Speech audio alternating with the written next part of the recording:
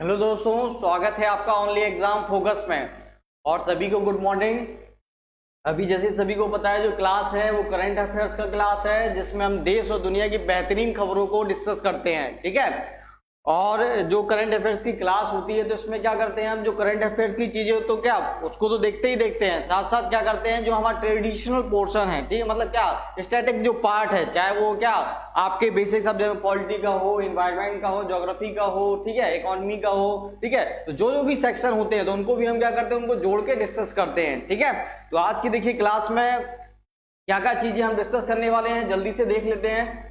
ठीक है। तो ये आज के क्वेश्चन रहेंगे सारे के सारे, और ये सारी चीजें हम आज जानेंगे आज की क्लास में। ठीक है। आज की क्लास में ये सारी चीजें हम जानेंगे। कुछ संस्थाएं हैं उनके बारे में जानेंगे, जो करंट अफेयर्स है वो हम देखेंगे। ठीक है। ये सारी जानकारी आज की क्लास में हम लेंगे। ठीक है। ये सब है, ग्रह के बारे में जानेंगे भाई, जो पक्षियों का मार्ग होता है वो क्या होता है। ठीक है। और जो भी करंट अफेयर्स है वो भी जानेंगे। ठीक है। बहुत अच्छी आज की क्लास होने वाली है। ठीक है। चलिए पहले क्वेश्चन में आते हैं फिर। और देखिए, देश दुनिया की जो बेहतरीन खबरें हैं जो आपके exam point of view important हैं और आपको जानना जरूरी है, तो वो हम सारी की सारी चीजें डिस्कस करते हैं। साथ साथ ये क्या है, ये सारी न्यूज़ें आपको क्या एक अवेयर नागरिक भी बनाती हैं साथ साथ। ठीक है। ये सारी चीजें हम जानेंगे आज के लेक्चर में।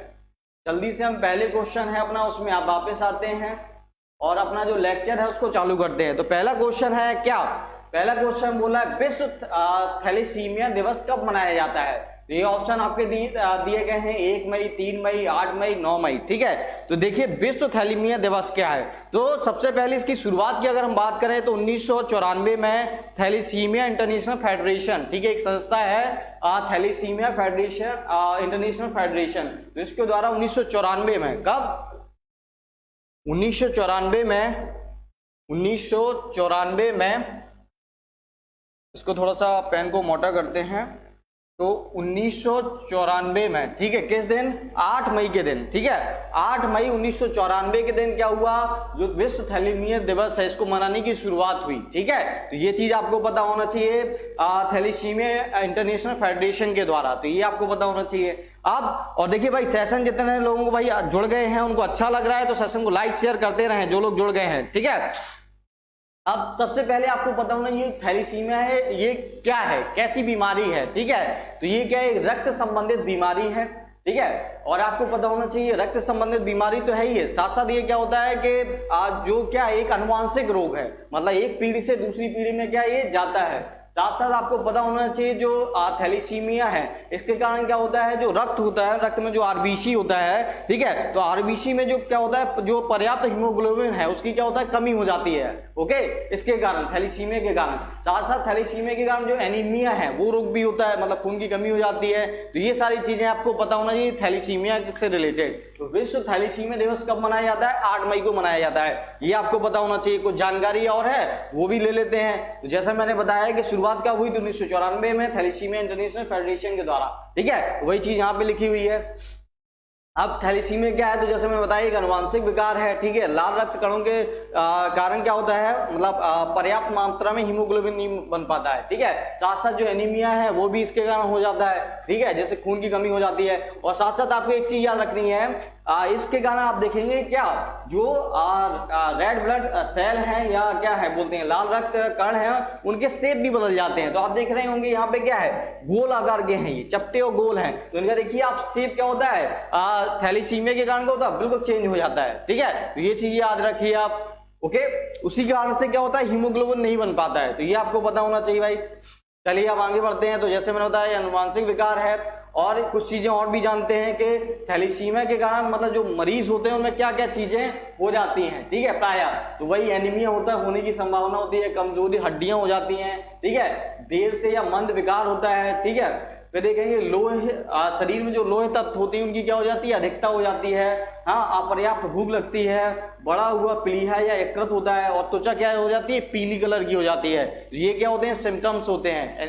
ठीक है। तो ये आपको पता होना चाहिए कि थैलेसीमिया से क्या क्या चीजें हमें दिखती हैं बॉडी में। अब कुछ और भी हैं, अब ये दोगे थैलेसीमिया दिवस कब मनाया जाता है, कुछ और भी चीजें हम जानते हैं जो मई और अप्रैल में जो इंपॉर्टेंट डे हैं।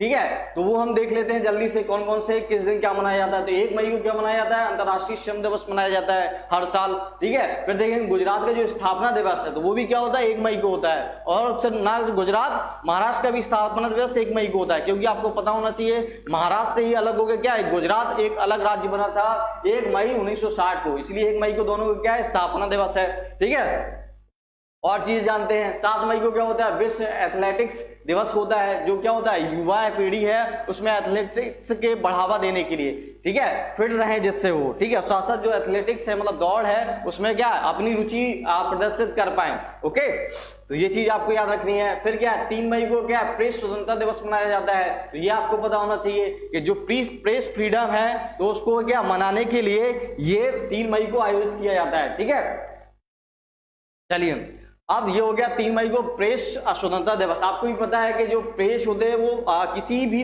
लोकतांत्रिक देश में प्रेस का फ्रीडम मतलब क्या स्वतंत्र होना बहुत जरूरी है। ठीक है, और चौथा स्तंभ भी माना जाता है प्रेस को, तो उसी के लिए मनाया जाता है 3 मई को प्रेस स्वतंत्रता दिवस, तो ये आपको पता होना चाहिए भाई। ठीक है, फिर 7 अप्रैल को क्या मनाया जाता है, विश्व स्वास्थ्य दिवस मनाया जाता है। क्यों मनाया जाता है, क्योंकि इसी दिन क्या हुआ था 1948 में, ठीक है, WHO की स्थापना हुई थी, तो इसलिए क्या मनाया जाता है विश्व स्वास्थ्य दिवस मनाया जाता है 7 अप्रैल को। फिर देखेंगे 8 मई को क्या है, तो विश्व रेड क्रॉस दिवस मनाया जाता है 8 मई को। ठीक है, तो आप एक संस्था का नाम सुनेंगे international committee of the red cross, ठीक है, तो शॉर्ट फॉर्म में क्या बोल देते हैं, रेड क्रॉस बोल देते हैं इसको। ठीक है, तो इसकी जो स्थापना है, ठीक है, तो इसी के अवसर पर क्या इसको क्या मनाते हैं 8 मई को विश्व रेड क्रॉस दिवस मनाते हैं। तो ये आपको पता होना चाहिए, छोटी छोटी चीजें हैं लेकिन आपके एग्जाम पॉइंट ऑफ व्यू क्या है इंपॉर्टेंट है सारी की सारी, तो ये चीजें आपको पता होना चाहिए। ठीक है, अब जो इसकी स्थापना है, जो ये संस्था है international committee of the red cross, तो इसकी स्थापना वो कब हुई थी, 1863 को हुई थी, तो ये आपको पता होना चाहिए। 1863 को क्या हुई थी, संस्था की स्थापना हुई थी। ठीक है, और साथ साथ अगर इसके हेडक्वार्टर की बात करें तो इसका हेडक्वार्टर जिनेवा स्विट्जरलैंड में है। ठीक है, अब काम आप देख ही सकते हैं कि जब क्या होता है किसी देश में या किसी मतलब क्या युद्ध के समय, मतलब गृह युद्ध के समय या किसी अन्य देश के युद्ध के समय क्या होता है, जब संकट होता है लोगों पे, चाहे वो मिलिट्री वाले हों चाहे नॉन मिलिट्री वाले लोग हों, ठीक है, तो उन पे क्या होता है, मान लीजिए उन्हें कोई चोट लग गई, ठीक है, या उन्हें क्या खाना की जरूरत है, तो ये संस्था क्या करती है, उसको सहायता उपलब्ध कराती है। ठीक है, आप देख ही रहे होंगे जो कोरोना समय है तो इस समय भी क्या ये हेल्प उपलब्ध करा रही है अलग अलग जगह विश्व के। ठीक है, तो आप देखिए ये कोई गवर्नमेंट ऑर्गेनाइजेशन नहीं है, यूनाइटेड नेशन का पार्ट नहीं है, ये एक प्राइवेट NGO है। ठीक है, जो इंटरनेशनल स्तर पे क्या लोगों को सहायता उपलब्ध कराती है। ठीक है, तो ये चीज आपको पता होना चाहिए भाई।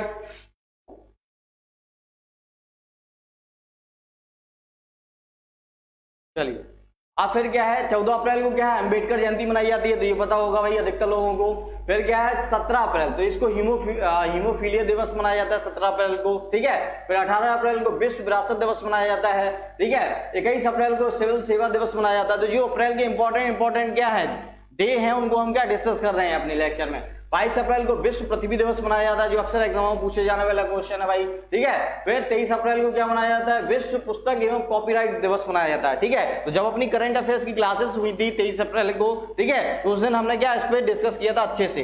ओके, तो ये हो गया, अब 23 अप्रैल हो गया। चलिए, अब अगला क्वेश्चन आ जाता है, हाल ही में किसने विश्व में चोरी की गई सांस्कृतिक संपत्ति को पहचान करने में मदद करने के लिए ID आर्ट ऐप लॉन्च किया है। तो ये संस्थाएं को नाम है, जैसे इंटरपोल है, यूनेस्को है, वर्ल्ड बैंक है, वॉलमार्ट है। ठीक है, तो भाई किसने किया, सबसे पहले आप लोगों को पता होना चाहिए सांस्कृतिक संपत्ति से यहाँ आशय क्या है, कि सांस्कृतिक संपत्ति होती क्या है। मान लीजिए कोई मूर्ति है जो बहुत महंगी है, ठीक है, सोने की मूर्ति है, ठीक है, अष्ट धातु से बनी हुई मूर्ति है, ठीक है, या कोई ऐसी पत्थर से बनी है जो कि क्या उसकी कीमत लाखों करोड़ों में है, तो आप क्या करते हैं, चोर आपको भी पता है कि वो क्या करते हैं, एक देश से चुराई, जैसे मान लीजिए भारत से चुराया उन्होंने, ठीक है, तो इलीगल तरीके से वो क्या करते हैं दूसरे देशों में उसे पहुंचा देते हैं। ठीक है, जिसकी कीमत क्या होती है लाखों करोड़ों में होती है, वहां जाके क्या वो सेल कर देते हैं उस चीज को। ठीक है, तो उसी चीज को रोकने के लिए एक संस्था है, ठीक है, उसने क्या चलाया है ID आर्ट ऐप लॉन्च किया है, जिससे उसकी पहचान की जाए कि मान लीजिए अगर वो किसी दूसरे देश में जाके बिकती है तो वहां के लोगों को या वहां की गवर्नमेंट या पुलिस को पता पड़ पाए, ठीक है, कि ये किस देश से इसे चोरी किया गया है, ठीक है। तो ये पहल किसने शुरू की है? ये इंटरपोल ने शुरू की है। किसने? इंटरपोल ने ये पहल शुरू की है। और इंटरपोल के बारे में जाने तो क्या है, इसे क्या अंतरराष्ट्रीय पुलिस का दर्जा दिया गया है, ठीक है। तो ये क्या अंतरराष्ट्रीय पुलिस के रूप में हम इसे जान सकते हैं, ठीक है, इंटरपोल को। अब इंटरपोल के बारे में कुछ जानकारी और जान लेते हैं, ठीक है। कि हाँ, तो आप सबसे पहले इंटरपोल का जैसे काम मानिए, आप देख रहे होंगे जैसे भारत है, तो भारत में कोई क्राइम होता है, ठीक है। अब वो जो क्रिमिनल है वो क्या है, या तो बाहरी है या क्या करता है, भारत से मान लीजिए कहाँ चला जाता है, रसिया चला जाता है, ठीक है। तो आप मान लीजिए रसिया में चला जाता है, तो यहाँ पे वो क्रिमिनल भाई भारत में क्राइम किया है या रसिया का है और भारत में क्राइम करता है, तो आप भाई जो भारत में जो क्रिमिनल है, मान लीजिए रसिया चला जाता है, एक छोटा सा उदाहरण मानते हैं, ठीक है। तो अब भाई भारत की जो एजेंसी है, खुफिया एजेंसी है, पुलिस है, तो वो रसिया में जाके कार्रवाई तो कर नहीं सकती, ठीक है। तो उसके लिए क्या चाहिए, हमें एक ऐसी संस्था का मतलब जरूरत थी जो इंटरनेशनल स्तर पे क्या है, कोऑर्डिनेशन बिठा पाए, ठीक है। कि अगर मान लीजिए कोई रशिया का मतलब कोई क्राइम होता है, वो कोई भारतीय करता है, या भारतीय भारत में कोई क्राइम होता है वो रशिया का कोई व्यक्ति करता है, तो उन दोनों पुलिसों को क्या किया जाए, जोड़ पाए वो, ठीक है, उनके लिए काम कर पाए। अगर क्रिमिनल को पकड़ के भाई जेल में डाला जा सके, तो उसके लिए क्या इंटरपोल की क्या है स्थापना हुई, ठीक है। तो ये आपको पता होना चाहिए कि भाई अंतरराष्ट्रीय स्तर पर सभी देश मिलकर काम कर पाए, ठीक है। तो भारत का प्रतिनिधित्व कौन करता है इंटरपोल में, तो वो सीबीआई संस्था है, तो ये आपको पता होना चाहिए, ठीक है। चलिए, अब इंटरपोल है तो जैसे क्या वही आईडी के बारे में दिया गया है जो बता चुके हैं यहाँ पे, ठीक है। 192 देश हैं इसमें इंटरपोल में, तो ये हो गया, ठीक है। अब इसकी स्थापना के बारे में जैसे यहाँ पे पहले ही जान चुके हैं कि कितने मेंबर हैं। अगर देखिए लेक्चर का आपको वो पीडीएफ चाहिए तो आपको क्या करना पड़ेगा, जो हमारा टेलीग्राम ग्रुप है ओनली एग्जाम फोकस ऑफिशियल नाम से, तो उसको ज्वाइन कीजिए और वहां के आप हमारा जो टेलीग्राम ग्रुप है उसको ज्वाइन कर सकते हैं और इसका पीडीएफ ले सकते हैं। ना सिर्फ इसका पीडीएफ ले सकते हैं, जो अन्य लेक्चर हैं तो उनका भी आप क्या कर सकते हैं, पीडीएफ ले सकते हैं, ठीक है। अभी देखिए जैसे क्या चलिए देखिए, जितने लोग सेशन को फेसबुक से देख रहे हैं तो आपको यूट्यूब पे आना है और यूट्यूब पे सर्च करना है ओनली एग्जाम फोकस, ठीक है। और वहां जाके आप सेशन से जुड़ सकते हैं, ज्वाइन कर सकते हैं। और हमारे चैनल में आपको पता है कि पूरे एक साल का जो करंट अफेयर्स है वो भी डिस्कस कराया जा रहा है। साथ साथ बायोलॉजी की क्या एक स्पेशल क्लास चालू की गई है, आपको आपके ध्यान में रखते हुए, आपके एग्जाम को ध्यान में रखते हुए, ठीक है। तो इसलिए आप यूट्यूब चैनल से जुड़ सकते हैं भाई। अगला क्वेश्चन क्या है कि नासा के पार्कर सोलर प्रोब मिशन ने किस ग्रह पर प्राकृतिक रेडियो सिग्नल की खोज की है। तो आपको पता होना चाहिए जो पार्कर सोलर प्रोब है ये मिशन किसका है, नासा का है। तो इसका जो लॉन्च हुआ तो ये कब हुआ, ये हुआ 2018 में ये लॉन्च हुआ, ठीक है। अब ये क्या कर रहा है, इसका उद्देश्य क्या था, इसका उद्देश्य था जो सन है उसका जो सन का जो आउटर सरफेस है जिसे कोरोना बोलते हैं, ठीक है, तो उसके अध्ययन के लिए नासा ने इसे 2018 में लॉन्च किया था। तो धीरे धीरे ये क्या कर रहा है, सन की तरफ बढ़ रहा है, ठीक है। सन की तरफ बढ़ रहा है तो आपको पता है पृथ्वी से अगर कोई चीज जाएगी सन की तरफ तो क्या बीच में कुछ ग्रह पड़ेंगे, जैसे शुक्र हो गया भाई, बुध हो गया, और कौन सा हो गया फिर लास्ट में क्या शनि है, ठीक है। तो ये क्या हुआ अभी हाल ही में, जैसे एक ग्रह से क्या हुए कुछ रेडियो सिग्नल मिले हैं, ठीक है। तो जिससे वो क्या है, बिल्कुल अलग तरीके के रेडियो सिग्नल हैं, जिससे हम क्या जान सकते हैं कि उस ग्रह के बारे में हमें जानकारी प्राप्त हो सकती है, ठीक है। तो किस ग्रह से ऐसे सिग्नल प्राप्त हुए हैं हाल ही में, तो उसका नाम है शुक्र, ठीक है। शुक्र ग्रह से क्या हुए हैं, ऐसे कुछ सिग्नल मिले हुए हैं पार्कर सोलर जो प्रोब है नासा का, ठीक है। चलिए अब कुछ और जानकारी ले लेते हैं। तो ये क्या है, पार्कर सोलर प्रोब की फोटो है। आपको पता है जैसे मैंने बताया कि 2018 में ये लॉन्च हुआ था। कब तक ये सन पे पहुंचेगा, तो 2024 में ये सन के जो कोरोना वाला है, ठीक है, एरिया है उसमें पहुंचेगा, फिर सन का क्या अराउंड करेगा, मतलब चक्कर लगाएगा, और जो कोरोना का वो क्या करेगा, अध्ययन करेगा उस दौरान, ठीक है। तो ये चीजें हैं। और कौन सी भाई, प्राकृतिक रेडियो वेव सिग्नल से मिले, जैसे मैंने बताया शुक्र ग्रह से, ठीक है। अब जो रेडियो सिग्नल होते हैं इसका यूज क्या है, तो आप देखेंगे जो हमारी कम्युनिकेशन है, ठीक है, आप देखें मोबाइल है, रेडियो है, तो उनमें कौन से हम सिग्नल यूज करते हैं, तो यही सिग्नल यूज करते हैं, ठीक है। जिससे क्या वैज्ञानिकों द्वारा अंदाजा लगाया गया है कि जो शुक्र है तो उसके बारे में हम कुछ जानकारी और इकट्ठी कर सकते हैं सिग्नल के माध्यम से, ठीक है। तो ये उसका तस्वीर है एक, ठीक है। और आपको पता होना चाहिए जो शुक्र ग्रह है उसको क्या बोला जाता है, पृथ्वी की जुड़वा बहन बोला जाता है, ठीक है, क्योंकि वो आकार और रूप में क्या पृथ्वी जैसा है, ठीक है। फिर अब शुक्र ग्रह है तो शुक्र ग्रह के बारे में कुछ जानकारी हम ले लेते हैं। क्या जानकारी ले लेते हैं? आपको पता होना चाहिए सूर्य से दूरी के अनुसार ये दूसरे नंबर पे है, तो पहले पे कौन है? बुध है, बुध के बगल में क्या है? शुक्र ग्रह है, ठीक है। फिर आप देखेंगे रात के आकाश का सबसे चमकीला ग्रह इसे बोला जाता है, ठीक है, आकाश का सबसे चमकीला ग्रह इसे बोला जाता है, तो ये भी आपको पता होना चाहिए भाई शुक्र ग्रह के बारे में। फिर क्या है? इसे अक्सर सुबह या शाम के तारे के रूप में जाना जाता है, जबकि क्या है? ये तारा नहीं है, क्योंकि क्या है? ये ग्रह है, ठीक है, लेकिन इसका नाम है भाई, बोला जाता है। पृथ्वी का जुड़वा ग्रह भी इसे बोला जाता है। अब इसमें इंपॉर्टेंट ये है कि जो इसका रोटेशन है, ठीक है, यह पूर्व से पश्चिम घूमता है, जबकि पृथ्वी क्या है? पृथ्वी कैसे घूमती है? पश्चिम से पूर्व घूमती है। मतलब आपको अगली पिक्चर में दिखाता हूं, ये देखिए रोटेशन देखिए, ओके,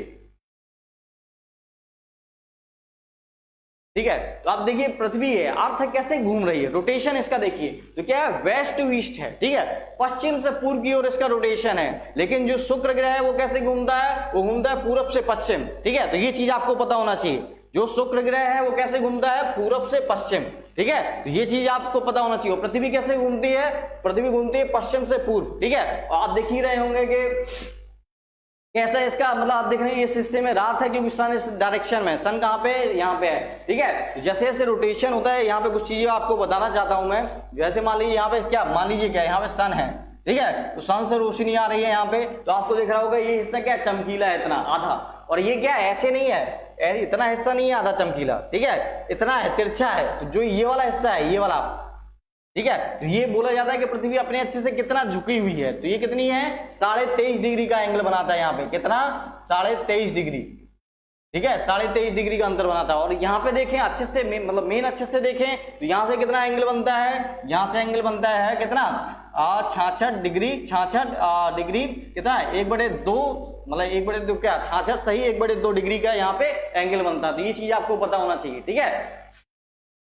चलिए, तो ये मैंने बताया पिक्चर के माध्यम से आपको समझाई चीजें। अब चलिए आगे बढ़ते हैं। अब कुछ चीजें और भी आपको जानना चाहिए। अब आपने सुना होगा क्षुद्र ग्रह, अधिकतर जो आप देखेंगे एक बेल्ट है, ठीक है, किस किस के बीच? जुपिटर और मार्स के बीच, ठीक है, मतलब बृहस्पति और मंगल के बीच एक बेल्ट है, जहां पे जितने क्या है क्षुद्र ग्रह यहाँ पे सारे के सारे मिलते हैं, ठीक है। तो आप देखेंगे ये आकृति आप देख रहे होंगे, ये सारे, ये क्या है? क्षुद्र ग्रह है सारे सारे, ठीक है। और यहाँ पे कुछ क्षुद्र ग्रह आप देखेंगे जैसे सीरस है, ठीक है, वेस्टा है, तो इनकी मतलब इन क्षुद्र ग्रह के अध्ययन के लिए भी क्या कई लॉन्च, मतलब क्या कई हमने यान प्रक्षेपित किए हैं। जैसे जापान है सीरस के लिए कुछ समय पहले क्या यहाँ पे एक अपना अध्ययन क्या यान भेजा हुआ था सीरस के लिए, ठीक है, जिससे वो जानना चाहता था कि जो क्षुद्र ग्रह बेल्ट है तो ये बनी कैसी है, क्या इसका जो मटेरियल है वो पृथ्वी के समान है या अलग है, ठीक है। तो उसके अध्ययन के लिए बनाया गया, छोड़ा गया था जापान के द्वारा मिशन, ठीक है। अब अगला है पृथ्वी। तो पृथ्वी के बारे में बोला गया ये क्या 5वां सबसे बड़ा ग्रह है सौरमंडल का हमारा, ठीक है। फिर आप देखेंगे कि क्या दूरी के अनुसार तीसरे नंबर पे, पहले दूसरे 2 स्थान पे कौन सा है? बुध है और फिर शुक्र है, ठीक है। फिर आप देखिए मैप में भी देख लेते हैं, यहां से आप देख सकते हैं कि क्या पहले नंबर पे कौन सा है? मरकरी मतलब बुध है, वीनस मतलब क्या शुक्र है, और तीसरे नंबर पे क्या आता है? यहाँ पे आता है अर्थ, ठीक है। और जैसे मैंने बताया मार्स और जुपिटर के बीच जो बेल्ट है ये वाली, यहाँ पे क्या होता है? इसे एस्ट्रॉइड बेल्ट बोला जाता है, मतलब क्षुद्र ग्रह यहाँ पे बहुत सारे मिलते हैं, जैसा मैंने पहली पिक्चर में दिखाया, ठीक है। तो ये चीज आपको पता होना चाहिए। फिर क्या है? जुपिटर है, जुपिटर के बाद सैटर्न है, फिर क्या यूरेनस है, नेपच्यून है, ठीक है। तो ये आपको पता होना चाहिए। वर्तमान में जो सबसे ज्यादा उपग्रह है वो किसके हैं? सैटर्न के हैं 82, ठीक है। उससे पहले क्या था बुकों में आप देखेंगे जुपिटर के दिखाएगा सबसे ज्यादा 79 शायद, ठीक है, लेकिन हम उससे ज्यादा 82 इसके सैटेलाइट हमें ज्ञात हो चुके हैं नासा के द्वारा, ठीक है। तो आप नासा की ऑफिशियल वेबसाइट में जाएंगे तो वहां पे कितने दिखते हैं? 82 अब सैटर्न के नेचुरल सैटेलाइट दिखते हैं, ठीक है। तो ये चीजें आपको पता होना चाहिए। आकार के हिसाब से पृथ्वी का स्थान कौन सा है? 5वें नंबर पे है। अगर बोला जाए कि सौरमंडल का सबसे बड़ा ग्रह कौन सा है तो आपको बताना है जुपिटर है, ठीक है, बृहस्पति है, ये आपको पता होना चाहिए, ठीक है। और आपको ये भी पता होना चाहिए जो 2 ग्रह हैं ये मरकरी और वीनस, तो इनके कोई भी क्या है? इनके कोई भी प्राकृतिक उपग्रह नहीं है, एक भी नहीं है इनके, ठीक है, ये भी पता होना चाहिए। और जैसा हमने जाना भी वीनस के बारे में, मतलब वीनस के बारे में, शुक्र के बारे में, इसका जो रोटेशन है वो क्या पूर्व से पश्चिम है, ठीक है। तो ये सारी जानकारी हमने ले ली। अब क्या आपको पता होना चाहिए कि भाई जो सौरमंडल का एकमात्र ग्रह है जिस पर जीवन है, पृथ्वी के बारे में बोला जा रहा है, इसका जो परिभ्रमण काल है, परिभ्रमण काल मतलब क्या है? ये मान लीजिए यहाँ पे सन है, यहाँ पे सन है, ठीक है, तो सन के अराउंड जो पृथ्वी जो भी ग्रह घूम रहे हैं, पूरा एक चक्कर लगा रहे हैं, तो इसको क्या बोलते हैं, परिभ्रमण बोलते हैं। तो कितना समय लेता है ये लेता है 365, 5 घंटे 48 मिनट 45.51 सेकंड। तो इतना समय लगता है इसको पूरे एक चक्कर लगाने में, ठीक है। फिर आप देखेंगे इसकी घूर्णन अवधि क्या है। घूर्णन अवधि क्या है, अभी मैं अगली पिक्चर में दिखाता हूँ। घूर्णन का मतलब यहाँ पे क्या है, घूर्णन मतलब एक पूरा चक्कर अपने एक्सिस के अराउंड वो कितना घूमता है, ठीक है। तो उसके लिए बोला जा रहा है कितना है, 23 घंटे 56 मिनट और 4.091 सेकेंड लगता है, ठीक है, अपने अक्ष पे इसे एक पूरा रोटेशन करने पे, ठीक है। तो ये लगता है इतना समय, लेकिन हम नॉर्मली क्या बोल देते हैं, 24 घंटा बोल देते हैं हम, लेकिन एक्चुअल में उतना नहीं है, ठीक है। फिर आप देखेंगे भाई एकमात्र ये तो नॉर्मल चीजें दी गई हैं। आप याद रखिए सूर्य से पृथ्वी तक जो प्रकाश है वो कितने समय में पहुंचता है, ये कई एग्जाम में पूछा गया क्वेश्चन है। तो कितना लगता है, 8 मिनट 18 सेकेंड लगते हैं, ठीक है। कितना लगता है, 8 मिनट 18 सेकंड। सन से पृथ्वी तक जो प्रकाश पहुंचता है वो कितने समय में, 8 मिनट 18 सेकंड में पहुंचता है। तो ये आपको पता होना चाहिए।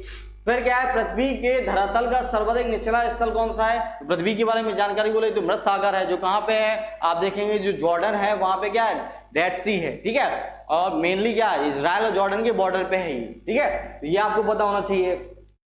फिर वही चीज यहाँ पे नॉर्मल चीजें बताई गई हैं, और ये बोला गया पृथ्वी अपने अक्ष पर 23.5 डिग्री झुकी हुई है। जैसे कैसे मैंने पिछले जो फिगर है उसमें बताया कि कैसे झुकी हुई है, और जैसे मैंने बताया इस फिगर में जैसे ये घूम रही है, अर्थ क्या है, घूम रहा है यहाँ पे, ठीक है। तो ये पूरा जो एक चक्कर लगा रही है अपने अराउंड, ठीक है, तो इसको कितना लग रहा है, वो 23 घंटे जो मिनट दिया हुआ था, लगभग 24 घंटे का जो समय है, तो ऐसे अराउंड में अपने एक्सिस के अराउंड में घूमने में लगता है, ठीक है। और पृथ्वी की पूरे सन के मतलब सन के चारों अराउंड घूमने में कितना लगता है, तो वो 365 है, जैसा नॉर्मल आप सभी को पता है। तो उसे बोलते हैं परिभ्रमण काल, ठीक है, और इसे घूर्णन बोलते हैं इसे। तो दोनों में अंतर आपको पता होना चाहिए, ठीक है। चलिए अब क्या है, यहाँ अपने अच्छे पर वही पश्चिम से पूर्व जैसे मैंने दिख भी रहा था और है भी, समय बता दिया, यहाँ पे ये सारी चीजें डिस्कस कर चुके हैं, ठीक है, वही चीज यहाँ पे लिखी हुई है।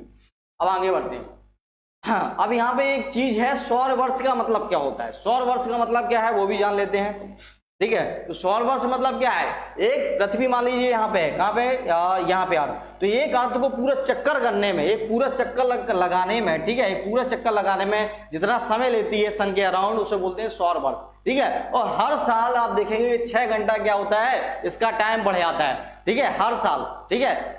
तो ये आपको याद रखना है कि हर साल जो एक मान लीजिए यहां से यहां तक पूरा चक्कर लगाने में क्या 365 दिन लगे, तो अगले साल कितने लगेंगे, 365 प्लस 6 घंटे, ठीक है। तो ये आपको पता होना चाहिए। हर साल क्या हो रहा है, 6 घंटे बढ़ जा रहे हैं, तो 4 साल में कितने घंटे बढ़ जाएंगे, 24 घंटे बढ़ जाएंगे। 24 घंटे बढ़ जाएंगे मतलब क्या, एक दिन बढ़ जाएगा। इसलिए बोला जाता है हर 4 साल बाद क्या आता है, एक लीप ईयर आता है, जिसमें क्या होता है, फरवरी क्या होता है 28 की जगह 29 की होती है। तो कारण क्या है, फरवरी 29 होने का यही कारण है, ठीक है। तो ये चीज आपको पता होना चाहिए कि जो लीप ईयर होता है वो कैसे बनता है, फरवरी 29 की क्यों होती है, तो कारण ये है, ओके, कि हर साल क्या होता है, एक पूरा चक्कर लगाने में कितने घंटे का समय एक्स्ट्रा लगता है, वो 6 घंटे का समय एक्स्ट्रा लगता है। तो 4 साल में वो कितना समय हो जाता है, 24 घंटे हो जाता है, ठीक है। तो इसलिए क्या होता है, पूरा एक दिन एक्स्ट्रा फिर देना पड़ता है। तो वो कैसे बैलेंस होता है, फरवरी 29 की बना के, ओके। तो ये चीज होती है भाई।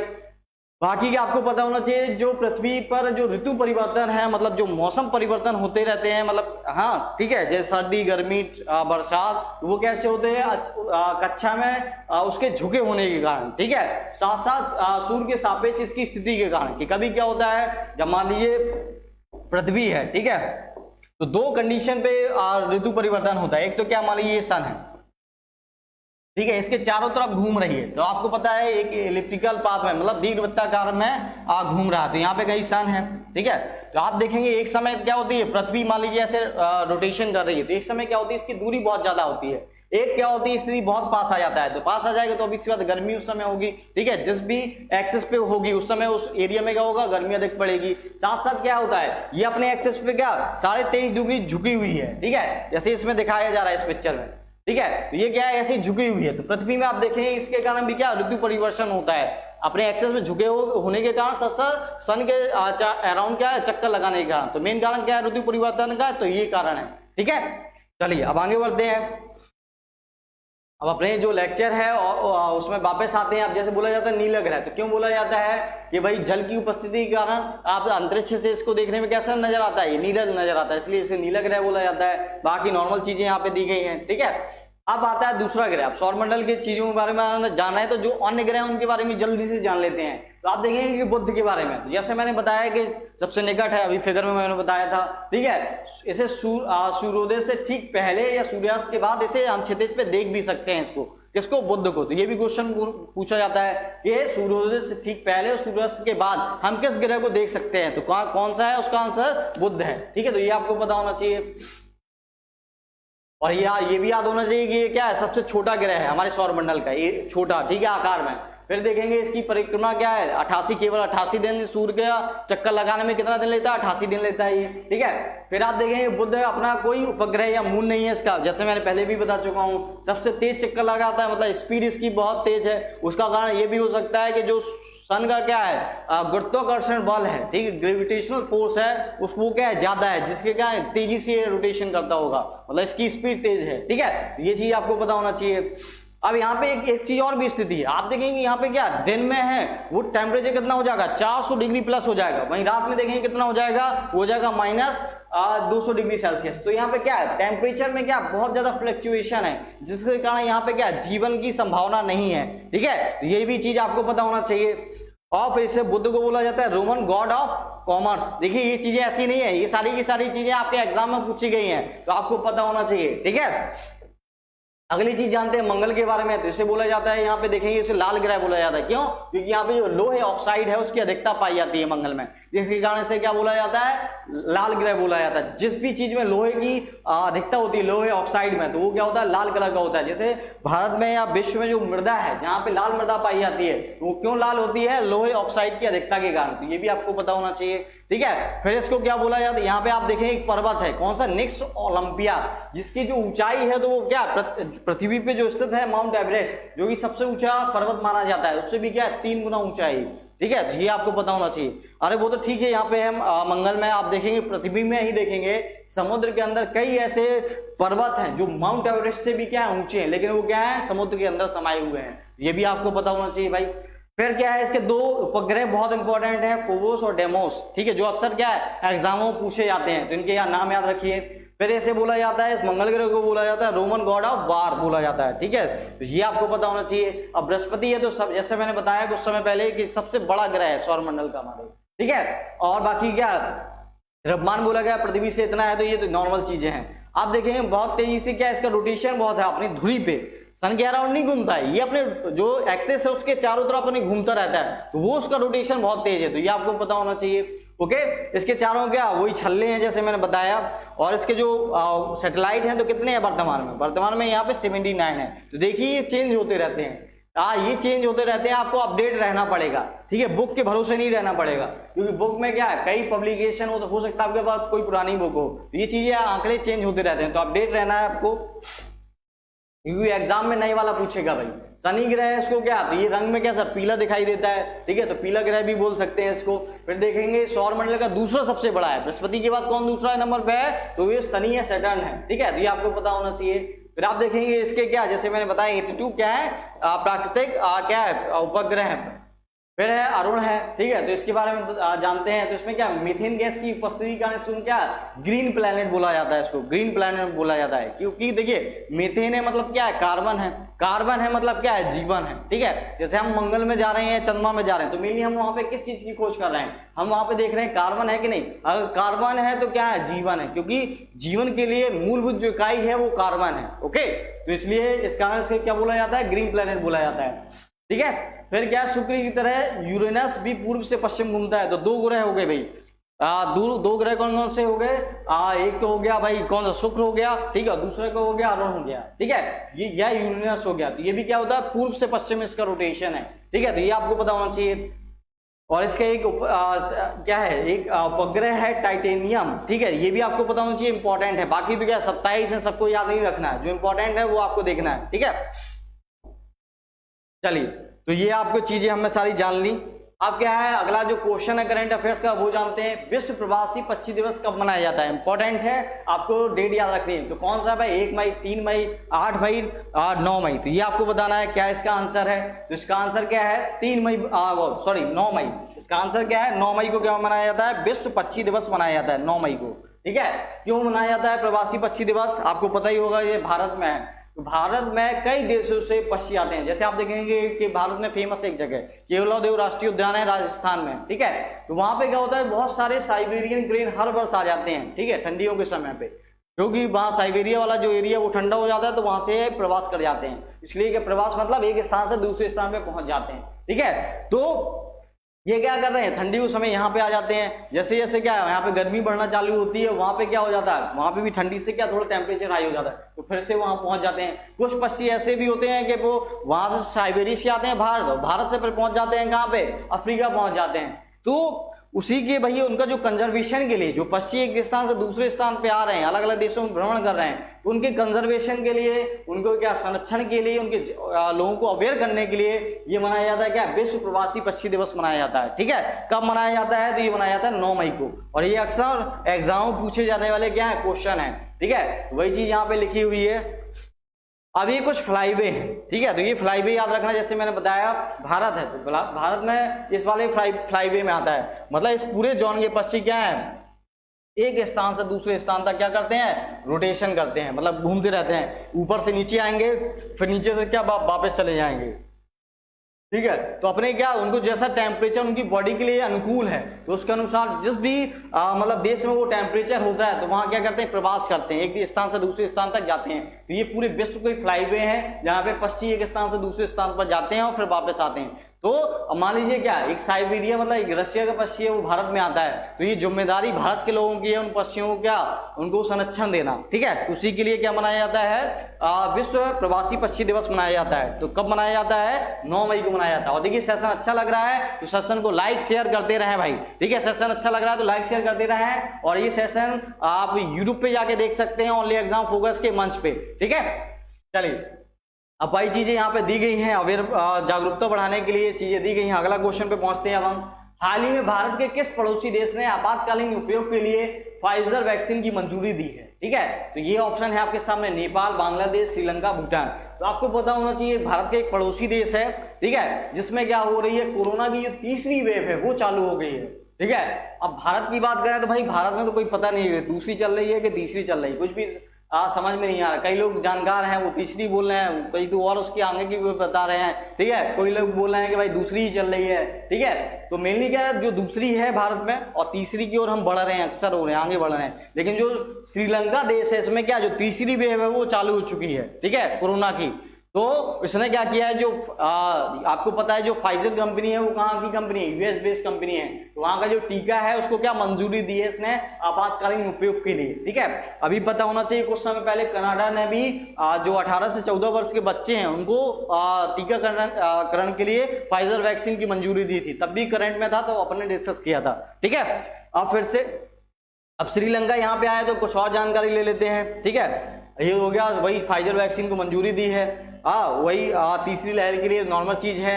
अब आपको एक चीज और भी पता होना चाहिए, फाइजर वैक्सीन को मंजूरी दी ही है, साथ साथ कुछ चीजों को और भी दी है, कुछ और, जैसे रूस की है कि स्पुतनिक, ठीक है, स्पुतनिक वैक्सीन है तो उसको मंजूरी दी है रूस श्रीलंका ने पहले से, ठीक है। अब चीन की एक है सिनोफार्म, ठीक है, तो इसको भी क्या श्रीलंका ने मंजूरी दी है। तो देखिए ये इंपॉर्टेंट नहीं है कि श्रीलंका ने कौन सी दवा को मंजूरी दी है, कौन सी वैक्सीन को मंजूरी दी है। इंपॉर्टेंट ये है अपने लिए कि जैसे सिनोफार्म वैक्सीन है तो ये किस देश की है, ठीक है, स्पुतनिक है तो ये किस देश की है, या फाइजर है तो वो किस देश की वैक्सीन है। तो ये आपको एग्जाम पॉइंट ऑफ व्यू क्या इंपॉर्टेंट है और आपको पता होना चाहिए, ठीक है। चलिए आगे बढ़ते हैं। आप देखिए यहाँ पे श्रीलंका का मैप दिया गया है। अब मैप दिया गया तो आपको पता होना चाहिए कि यहाँ पे इंडिया है, तमिलनाडु वाला रीजन है, तो यहाँ पे देखेंगे पाक स्टेट है, ठीक है, पाक जल संधि है। यहाँ पे देखेंगे गल्फ ऑफ मन्नार है, तो आपको पता होना चाहिए गल्फ ऑफ मन्नार कहाँ पे, साउथ में है। ये पंबन चैनल है, ठीक है, इसी को क्या राम सेतु भी बोलते हैं कई लोग, ठीक है। यहीं पे रामेश्वरम है, तो ये चीजें आपको पता होना चाहिए। और ये श्रीलंका का मैप है, ठीक है। और श्रीलंका के देखिए आप गौर से देखेंगे इस मैप को, तो ये क्या दिखेगा, ये एक आंसू के समान दिखेगा, ठीक है, अगर आप गौर से देखें, इसलिए इसे इंडियन ओशन का पियर ऑफ इंडियन ओशन बोला जाता है इसे, ठीक है, क्योंकि इसका आकार आंसू की तरह है। ओके, तो ये आपको पता होना चाहिए भाई। अब आपको पता होना चाहिए जो श्रीलंका है इसका जो नाम है 1972 से पहले से क्या बोला जाता था, इसका नाम था सिलोन, ठीक है, क्या नाम था, सिलोन बोला जाता था, ठीक है। 1972 के बाद इसका नाम क्या हो गया, श्रीलंका हो गया। तो ये क्या इंपॉर्टेंट चीजें हैं आपको पता होना चाहिए सारी। आपको पता होना चाहिए श्रीलंका में जो बौद्ध धर्म है, तो उसका प्रचार किसने किया? भाई जो अशोक, जो सम्राट अशोक थे तो उनके पुत्र थे महेंद्र, ठीक है। तो ये जो बौद्ध धर्म है उसको क्या ले गए? भारत से श्रीलंका ले गए, ठीक है। तो ये आपको पता होना चाहिए, इंपॉर्टेंट है, क्वेश्चन पूछे जाते हैं आपके एग्जाम में। अब अगला क्वेश्चन है करंट का, हाल ही में किस राज्य सरकार ने बाल चिकित्सा टास्क फोर्स का गठन करने का निर्णय लिया है? ठीक है, तो ये ऑप्शन आपके सामने है, गुजरात, महाराष्ट्र, पंजाब, केरल, ठीक है। तो आपको पता होना चाहिए जो चिकित्सा टास्क फोर्स है ये क्यों गठित की जा रही है भारत में। आपको पता होना चाहिए कि जो आने वाली अभी क्या सेकंड वेव भारत में चल रही है, तो जैसे क्या होगा, थर्ड वेव आने की संभावना है। और उसमें जानकारों के द्वारा बोला जा रहा है कि क्या, कि जो थर्ड वेव होगी जो बच्चे हैं उनको सबसे ज्यादा क्या होगी, प्रभावित करेगी, हिट करेगी, ठीक है। उसी के मद्देनजर ध्यान में रखते हुए महाराष्ट्र सरकार ने क्या किया है, महाराष्ट्र सरकार ने बच्चों को ध्यान में रखते हुए बाल चिकित्सा टास्क फोर्स गठित की है, जिससे अगर उनको कोई प्रॉब्लम होती है आने वाले समय में तो पहले से हम उसके लिए क्या है, तैयार हैं। आपको पता ही होगा कि जो महाराष्ट्र राज्य है तो उसमें सबसे ज्यादा केसेस आ रहे हैं, सबसे ज्यादा केसेस आ रहे हैं। तो इन्हीं चीजों को ध्यान में रखते हुए ये कदम उठाया गया है महाराष्ट्र सरकार के द्वारा, ठीक है।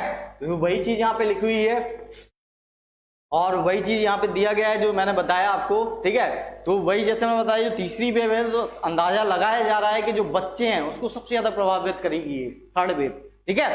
चलिए, वही चीज यहाँ पे लिखी हुई है। अब अगला क्वेश्चन है क्या, अगला क्वेश्चन है कि हाल ही में किसने कोविड का पता लगाने के लिए एआई टूल विकसित किया है? तो ये आपके सामने है, इसरो, हाँ, एआई एम्स है, फिर डीआरडीओ है, फिर क्या सीरम इंस्टीट्यूट है, ठीक है। तो बताइए क्या होगा इसका आंसर। देखिए, और जिन लोगों को पता हुआ करे वो तुरंत कमेंट बॉक्स पे अपना कमेंट दे सकते हैं, ठीक है। अगर आपको जानकारी है, नहीं है कुछ सेकंड इंतजार करें और उसका हम क्या डिटेल से फिर डिस्कशन करते हैं। तो आप कोविड का पता लगाने के लिए, मतलब क्या, एक जांच टूल है ये, ठीक है, जो क्या है आर्टिफिशियल इंटेलिजेंस है, उसके आधार पे पहचान करेगी कि किसको भाई कोरोना है, किसको नहीं है।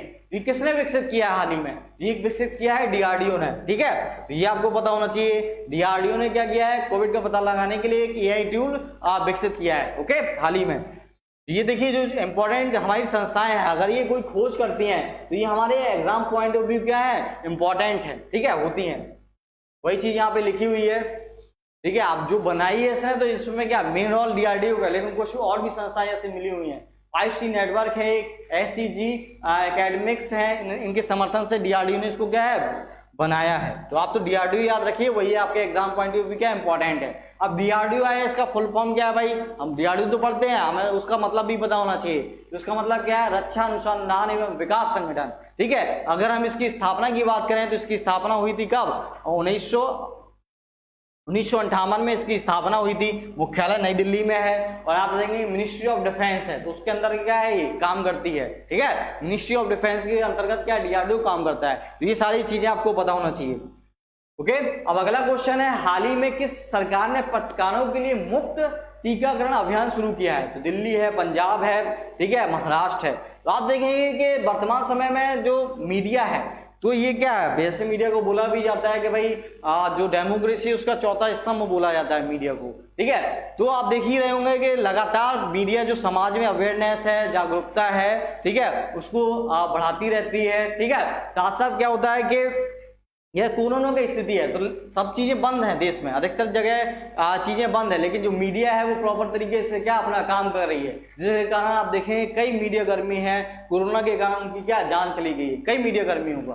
तो उसी को ध्यान में रखते हुए दिल्ली सरकार ने क्या किया है, जितने भी मीडिया हाउस हैं उसमें मीडिया में क्या प्रिंट मीडिया भी है, सोशल मीडिया भी है, और जो क्या है इंटरनेट जो मीडिया है, तो उसको ध्यान में रखते हुए जितने भी पत्रकार हैं उनको क्या फ्री वैक्सीनाइजेशन होगा, उनका फ्री में उनको क्या टीका लगेगा, ठीक है। तो ये फैसला किसने लिया है, तो दिल्ली गवर्नमेंट ने लिया है। तो ये आपको पता होना चाहिए, ठीक है, इंपॉर्टेंट है आपके एग्जाम पॉइंट ऑफ व्यू, ठीक है। तो वही चीजें यहाँ पे लिखी हुई हैं, ओके। तो ये इलेक्ट्रॉनिक्स डिजिटल प्रिंट मीडिया के लिए रखा गया है, और जो लक्ष्य रखा है क्या 3 महीने के भीतर जो 18 वर्ष से